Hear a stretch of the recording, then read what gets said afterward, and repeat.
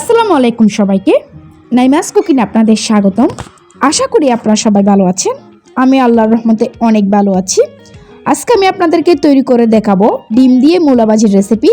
যারা কখনো মূলা খায় না তারাও মজা করে খেয়ে নেবে যদি এভাবে মূলা ভাজিটা করেন। নাইমাস কুকিং মানে সহজ রান্না। যারা আমার ভিডিওগুলো দেখেন তারা অবশ্যই জানেন। চলুন এখন আমরা শুরু করব।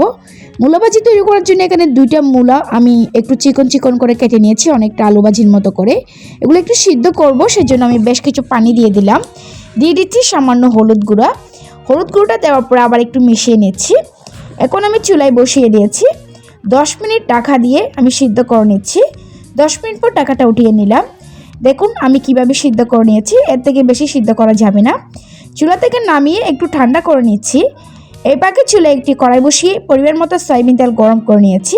দিয়ে দিচ্ছি 2টা পেঁয়াজ কুচি, 3-4টা কাঁচা মরিচ আমি একটাকে 2 টুকরো করে দিয়েছি যাতে জালটা বের হয়। এগুলো একটু বেজে নিয়েছি। এখন দিয়ে দিচ্ছি একটা ডিম।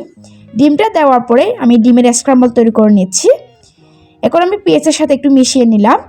এরপর সিদ্ধ করে রাখা মূলাগুলো দিয়ে দিয়েছি। এগুলো দেওয়ার পরে 2 মিনিট একটু বেজে নিচ্ছি। 2 মিনিট বেজে নিয়েছি।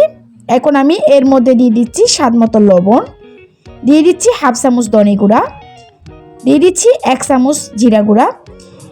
এই মশলাই হয়ে যাবে, এখানে আর কোনো মশলার প্রয়োজন নেই। এগুলো দেওয়ার পরে আবার একটু মিশিয়ে নিচ্ছি। আমার রান্না প্রায় শেষ। এখন আমি এর মধ্যে দিয়ে দিচ্ছি বেশ কিছু ধনেপাতা কুচি। ধনেপাতা দেওয়ার পরে আবার একটু মিশিয়ে নিব। আবার একটু মিশিয়ে নিয়েছি। এখন আমি চুলা থেকে নামিয়ে নিচ্ছি। এরপর প্লেটের মধ্যে পরিবেশন করে নিয়েছি একটু আপনাদেরকে দেখানোর জন্য। দেখুন মাশাআল্লাহ, দেখতে অনেক লোভনীয় দেখাচ্ছে। খেতে কিন্তু অসম্ভব রকমের টেস্টি হয়েছিল ডিম দিয়ে মূলা ভাজিটা। যারা কখনো মূলা খায় না তারাও মজা করে খেয়ে নেবে, তারা বুঝতেই পারবে না এটা যে মূলা ভাজি। আশা করি আজকের রেসিপিটা আপনাদের ভালো লেগেছে। আশা করি আপনারা বাসায় ট্রাই করবেন। যদি আমার এরকম সহজ রেসিপিগুলো আপনাদের ভালো লেগে থাকে তাহলে অবশ্যই আমার চ্যানেলটি সাবস্ক্রাইব করবেন, পাশের নোটিফিকেশন বেলটি অন করে রাখবেন। যখন আমি নতুন কোনো ভিডিও আপলোড করব তখন সাথে সাথে আপনাদের কাছে নোটিফিকেশনটি পৌঁছে যাবে।